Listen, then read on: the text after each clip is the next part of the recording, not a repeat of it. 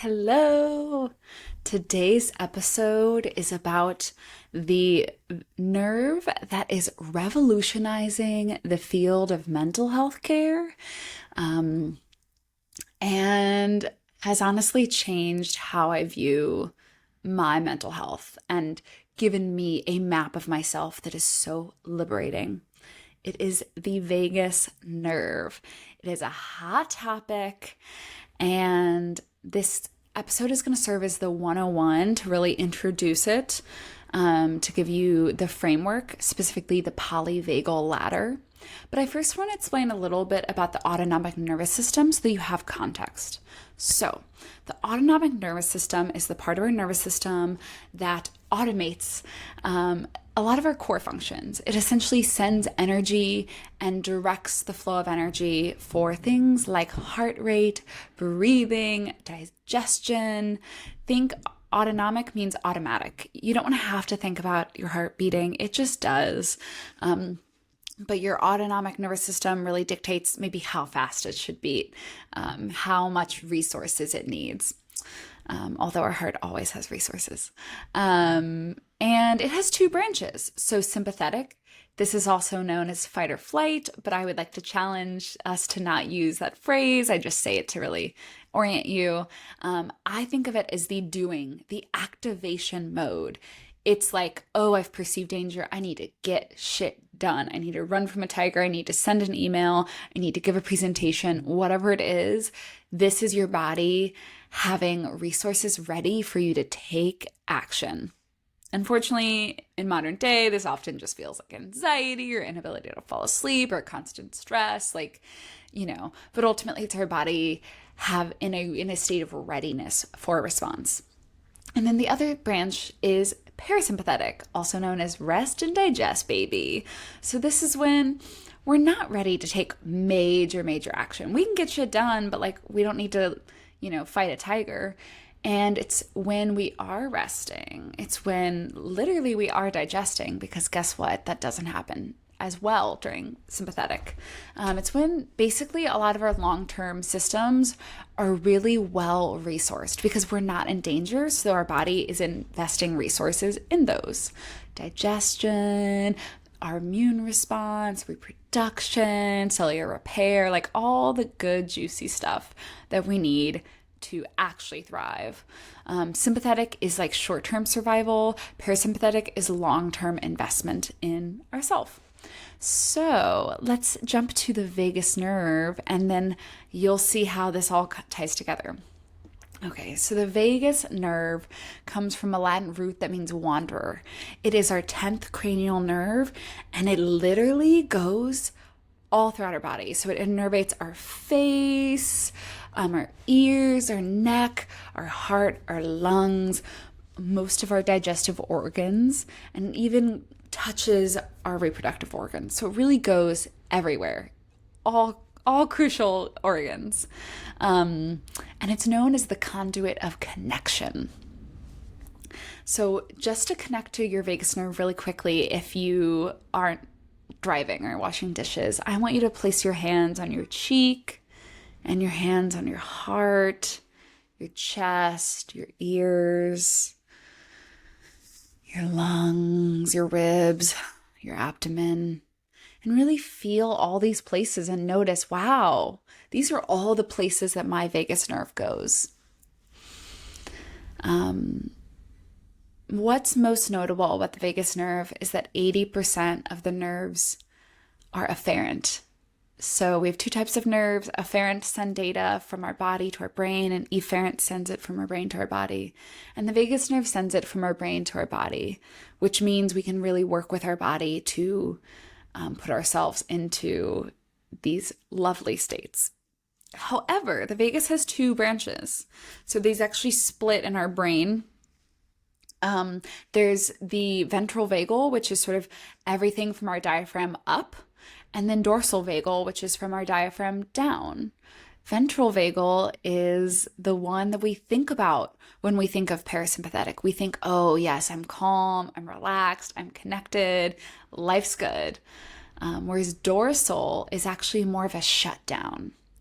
So our parasympathetic is not actually just life is good, but it's more of the absence of activation.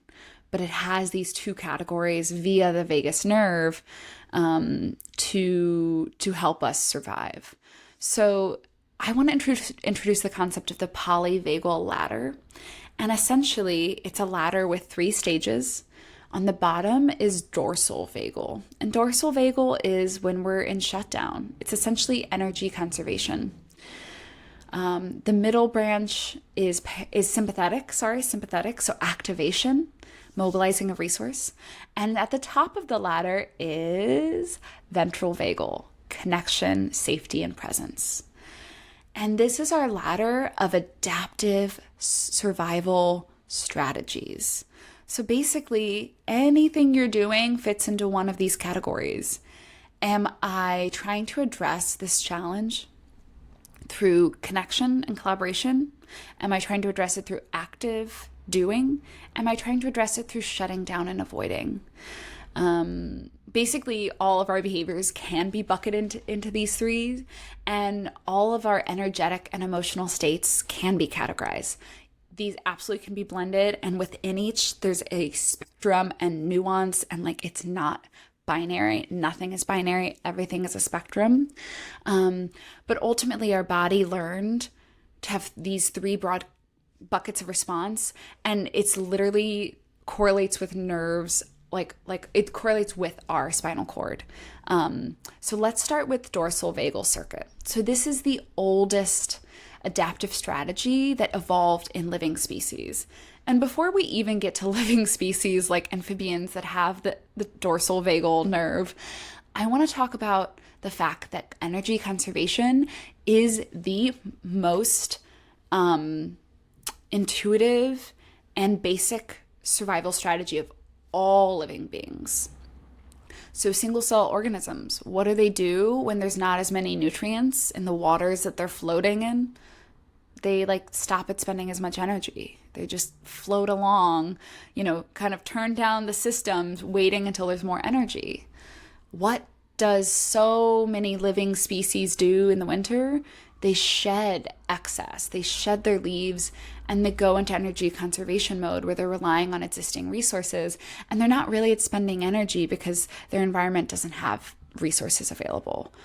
They hibernate. They get by until there's spring and resources, and then they do and they grow. So energy conservation is truly all of life's most fundamental way of surviving and making it through another day, another season, another year. So the dorsal vagal nerve is really how a lot of living species do this. Amphibians, reptiles, and mammals, we all have a dorsal vagal. And it's exactly this. It's conserving resources, it's playing dead, it's immobilization.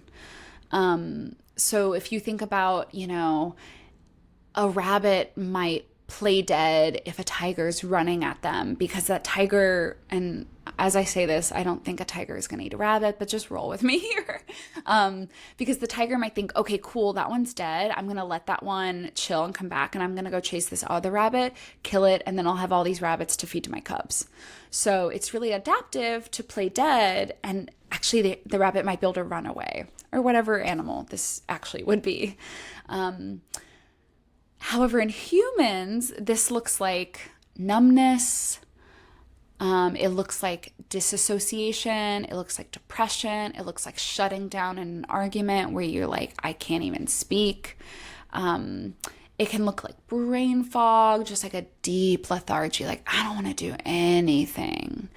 And this is really our body sensing that like I need to protect myself from what's going on, and it's wisest to just pull inward to make myself smaller.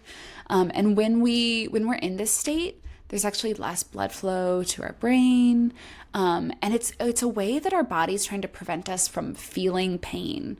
So we actually are less sensitive to pain. Now we might feel like we're in pain, but it's our brain trying to protect us. And when we're disassociated, we have literally reduced cognitive function.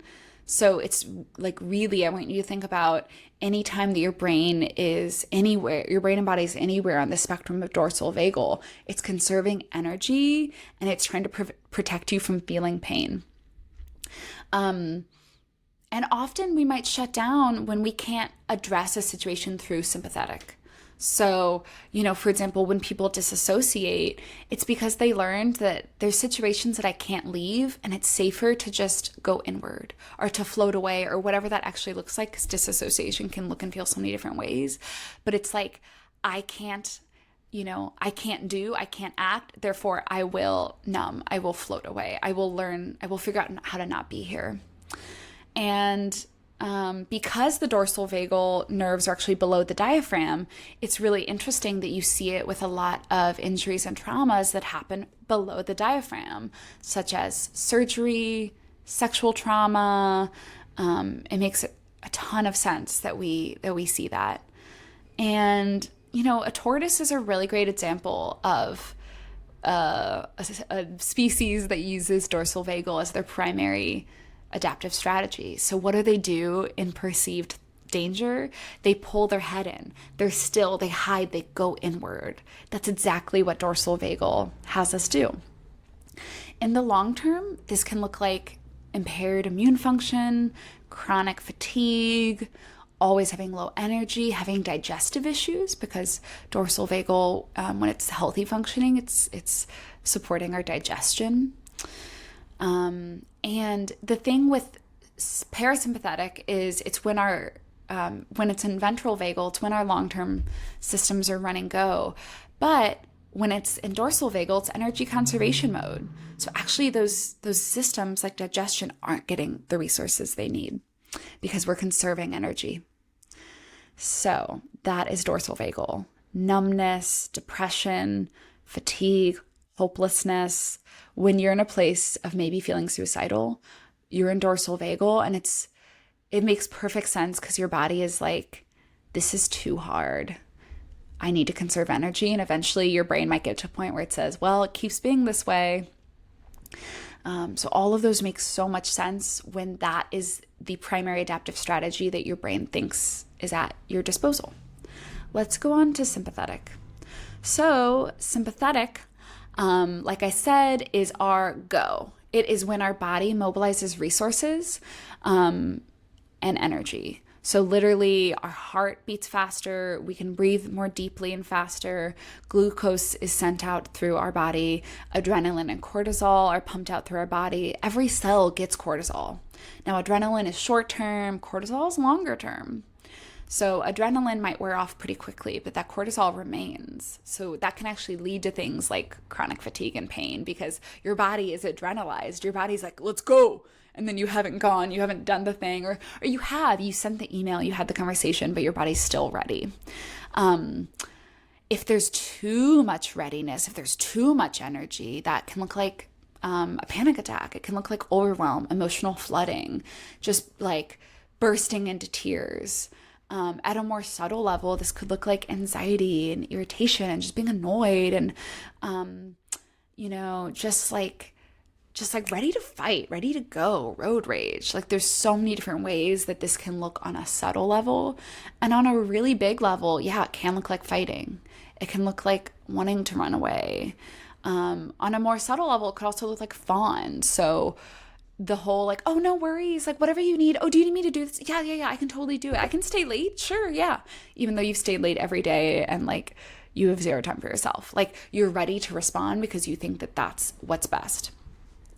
And what I will say is in each state, it is like we cannot even think of the world through a different one. So when we're in this sympathetic, we're like, of course I need to do things. Of course I can't relax until I sent that email. If you're in dorsal, you're like, I can't imagine doing things. Oh my God, there's no point. The world's hopeless. So each state, it's like you glasses that put it, dorsal would be like blue glasses, sympathetic would be like red, everything's urgent. It's like, this is how it is. So even if it actually might be hard to take action, we feel the need to take action. So we might feel urgency. Freeze is technically between sympathetic and dorsal. So I like to describe it as activation. There's a fire, but there's a sheet of ice over it. So that fire is sympathetic, that sheet of ice is dorsal. And you're like, I feel such an urgency to do things. This needs to get done. But maybe you're like, I have no idea how to do it. I'm overwhelmed. I'm scared. If you think about procrastination, it's often a little bit of freeze because you're like, I need to do the thing, but it has to be perfect and I'm not ready to start. And like, I'm going to feel anxiety about it, but I'm going to keep putting it off because I'm going to avoid it because avoidance is the only strategy I have, aka dorsal. So just an example of how these things can be blended. And when we're in sympathetic, like we really become focused on what's happening. So like we actually can't hear as many pitches as we can when we're regulated in ventral vagal. Like our vision can become a lot more focused. Like we're literally, the thing that's stressing us out is like the only thing that exists. Even if like we don't actually feel like we can take action, like our body is so, it's activated. So I do want to distinguish between like activating, feeling activated and taking action. Like it can be hard to take action, but our body is ready for it. And sometimes even when we do take action, like sending an email doesn't satisfy your body's adaptive response. It's not the same. Sending an email does not do anything for the cortisol that's in every single cell. And I'll also say that when you're in sympathetic, you're reading the world through a sense of danger. So that means neutral or slightly annoyed facial expressions you're going to read as if those people are mad at you. Emails that have maybe a slightly neutral or passive-aggressive tone, you're going to be like, this motherfucker. And you're going to respond feistily if you don't take a minute. But yeah, like some of those more subtle signs are urgency, fidgeting, even stiffness, hypervigilance of constantly like being on the lookout for like what could go wrong. Are they mad at me? So, I hope what's clear is that there's a wide spectrum of like full, fight or flight, like you hear gunshots and, like something where it's like a very like 100% of you is flooded by this. And something that's more subtle of that daily type of stress that often we experience and that is just subtly shaping our worldview and is like this undertone. So it's a spectrum, but let's move on to ventral vagal, and then I'll kind of try to explain how all these tie together. Okay, so ventral vagal was the most recent to evolve. So these are hierarchical, dorsal was first, and then sympathetic, and then ventral vagal. And so this is our parasympathetic nervous system.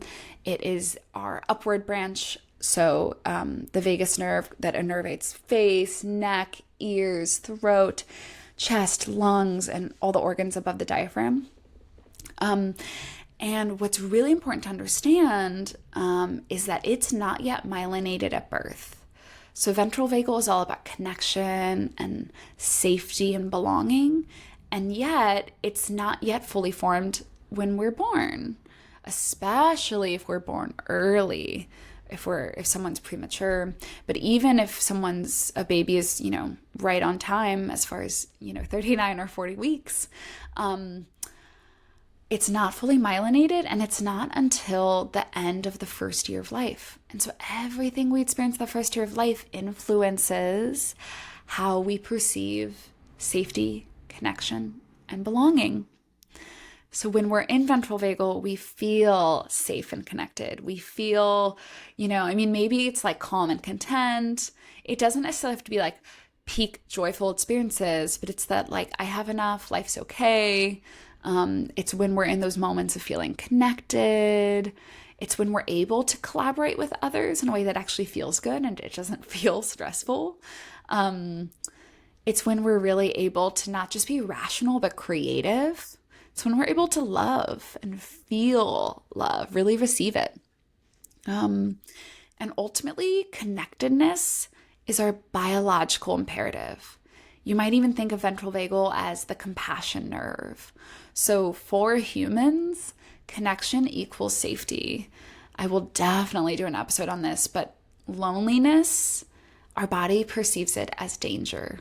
If we are severely isolated and lacking real meaningful connection, it doesn't matter that we might be literally safe.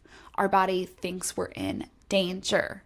So ventral vagal is really, really important because it's not just the absence of safety, but it's the presence of connection. And it's really, we're in a state where we can have reciprocity. So we can actually listen, we can actually be in tune with others. And we can really perceive signals, not just of safety, but of connection. So, some of the ways that this could look is calm, happy, meditative, engaged, attentive, active, interested, excited, passionate, alert, ready, relaxed, savoring. It can look a lot of different ways. But really, ventral vagal is the state in which we can thrive.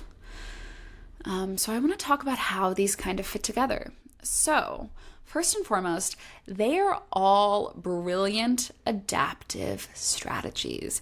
There is a time and a place for each of them. They serve us well when we need them. So if you're in a car accident and you need to get your kids out of the car and you're on the side of the highway and you need to run to safety and there's gas leaking, oh my fucking God, yeah, you want to be in sympathetic. You really want to be in full sympathetic so that you can respond. And oh my gosh, it's so good your body is flooded with stress hormones so that you can get your children to safety. There's a crisis at work and you need to handle it. Yeah, you want to be able to take action. If your body was like, it's no big deal, but it actually is going to really impact people, that would not be great. Or there's times when it's been too hard for too long and our body's like, I need to rest. That makes sense. There's many times where we actually can't exit a hard situation. And so it's so brilliant that we disassociate.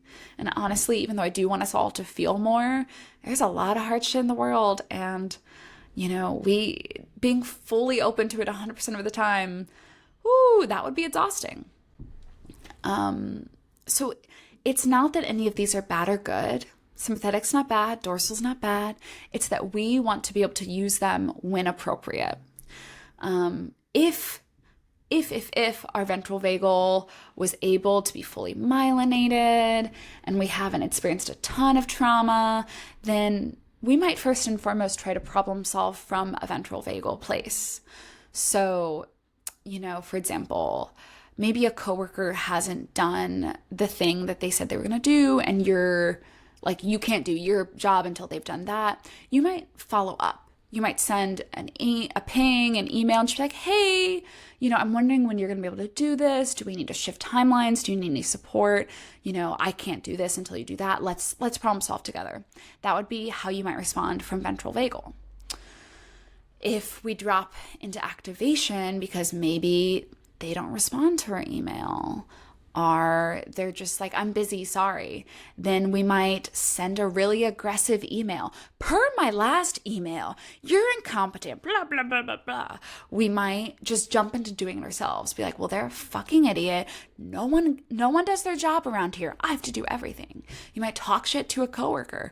You might send a company-wide email being like, nah, nah, nah, nah, nah. Right? Those are examples of what you might do if you were in major activation. Maybe a more subtle one would just be that, the talking shit to your coworker, and you might just be fuming. You might just feel stressed all day, and you might be like, I fucking hate my job. Those are examples. It's a spectrum, always. Now, if that doesn't work out, you might start avoiding this person. You might start to feel shut down in conversations with them, or if they're in a meeting, or you might begin to resent this project and this person and just start to shut down, numb out. After work, you might just be like, dude, I fucking hate this job, and just drink a bottle of wine. And you're like, I don't even want to talk about it. Let's binge watch The Last of Us. I just need to distract myself. Those are examples of the hierarchy and how often we will start with a social engagement and collaborative and communicative way of problem solving, and then go into an activated, let me do something it feels urgent, I have to do something, even if that's just gossiping, to a like, I have to shut down. And it also, you know, we often ping back and forth between these two. So if you're in sympathetic all day, it makes a shit ton of sense why at the end of the day you're like, I need to numb out now. That was way too much energy. Now I need to conserve energy.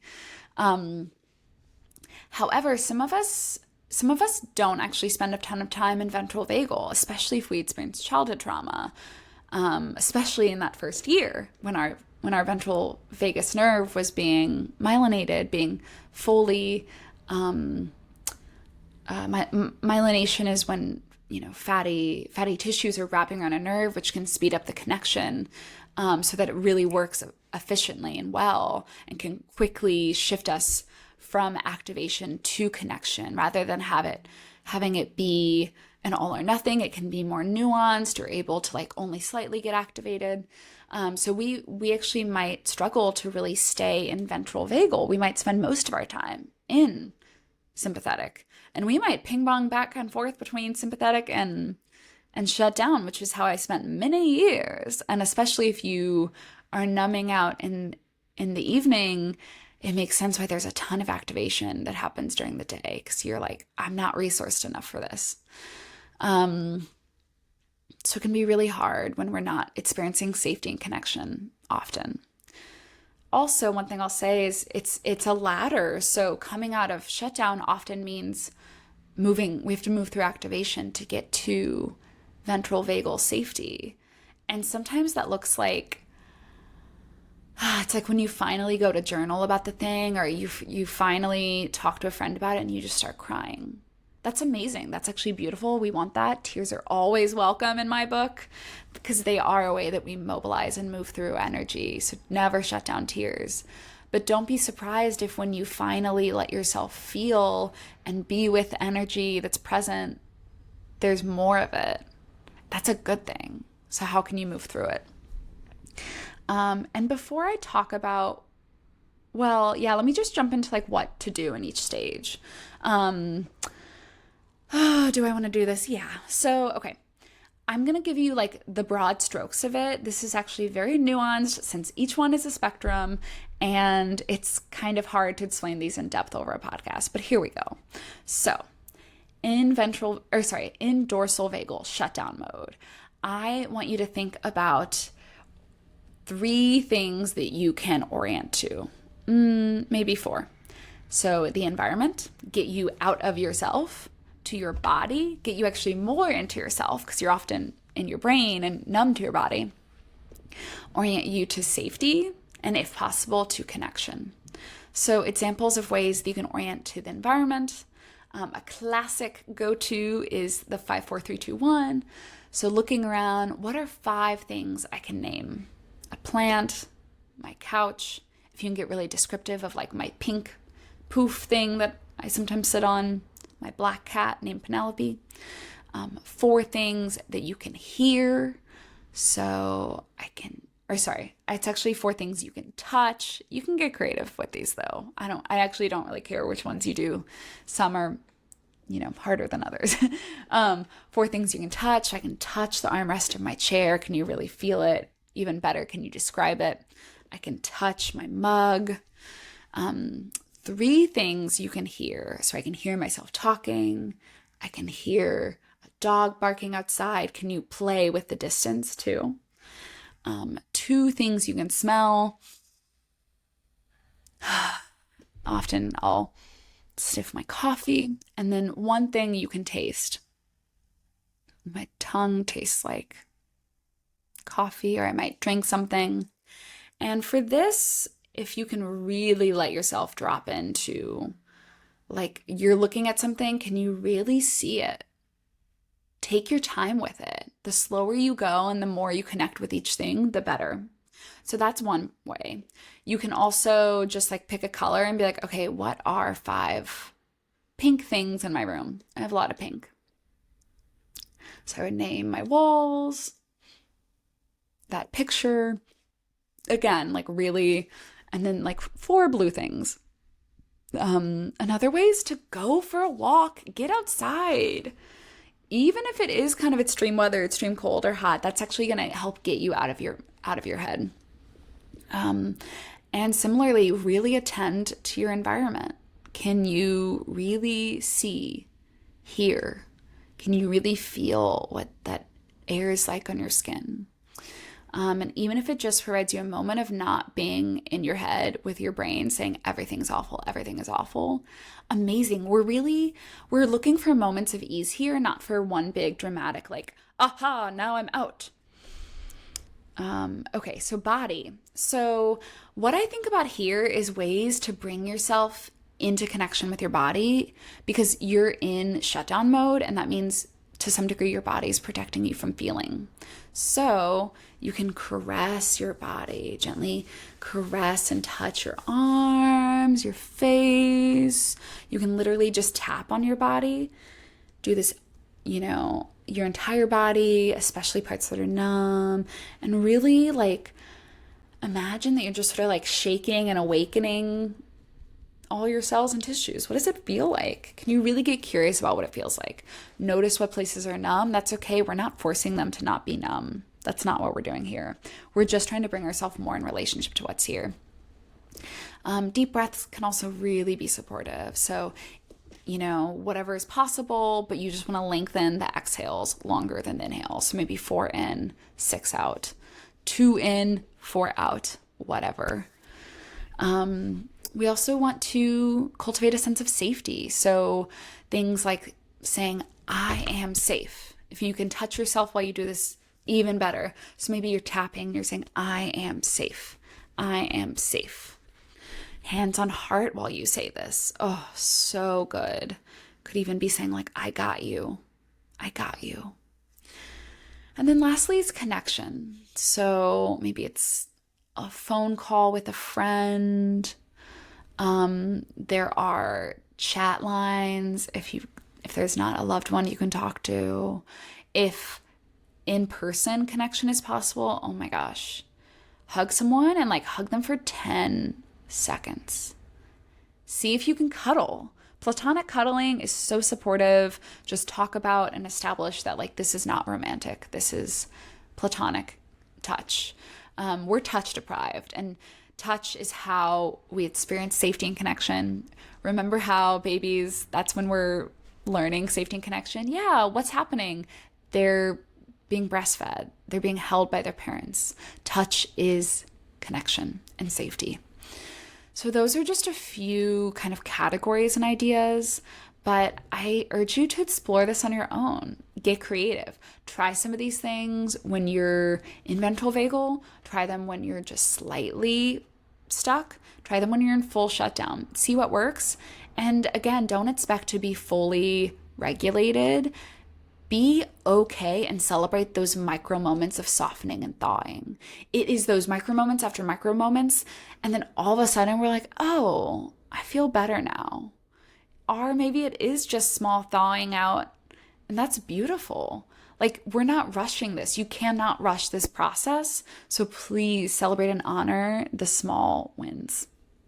Okay, so if you're in sympathetic and you're not too overwhelmed, again, sympathetic is activated energy, readiness to respond. I want you to move that energy. Okay, so let's talk about how to know if you're overwhelmed. So this is going to be things like you can't stop crying, or you're just, you don't even feel like you're so flooded with energy that you're like, I can't even think straight. I want to fucking murder someone. Like if this person was right here, right now, I would tear their head off. Yeah, that's flooding.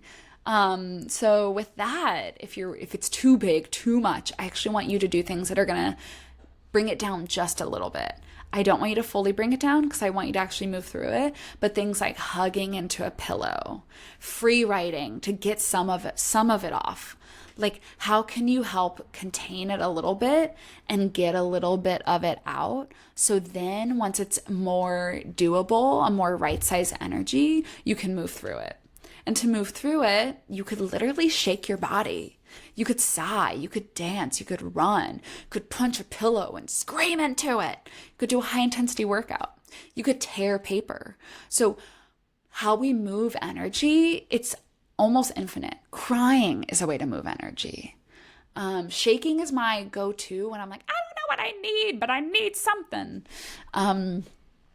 What I want you to do though is when it's not too much, too overwhelming, I want you to move the energy. Because guess what? Every cell contains that cortisol and adrenaline, and it's going to continue to contain it unless you move the energy. And if you don't move the energy, it's going to be tension and pain. So try different ways of moving the energy. Just try. And ultimately, the goal is to get into back to ventral vagal, where we can feel safe and connected. And so try different things, get curious about what supports you in different stages.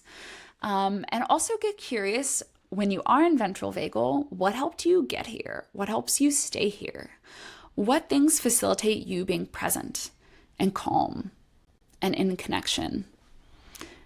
Now, all of this is work that takes time to unfold. So I just introduced a lot of concepts to you. I hope it's helpful. I genuinely want to hear what questions you have, so please reach out. And I'll certainly be unpacking these concepts more. I'll hopefully provide more practices for you to use. Yeah, that's the polyvagal ladder. And so if there's any key takeaway, I would just say start to notice where you're at on the ladder, what it feels like. And slowly over time, practice shifting out of that ladder, or not shifting out of the ladder. Try different things that might help you shift where you're at on the ladder, but not with the pressure to shift. Trusting that you move throughout them, and that's beautiful and brilliant. All right, friend, that's all I got for you now. I will definitely be discussing this more, so I really mean it. Send me feedback, send me questions, send me comments. All right, I hope you have such a great day and wishing you ventral vagal goodness. Bye for now.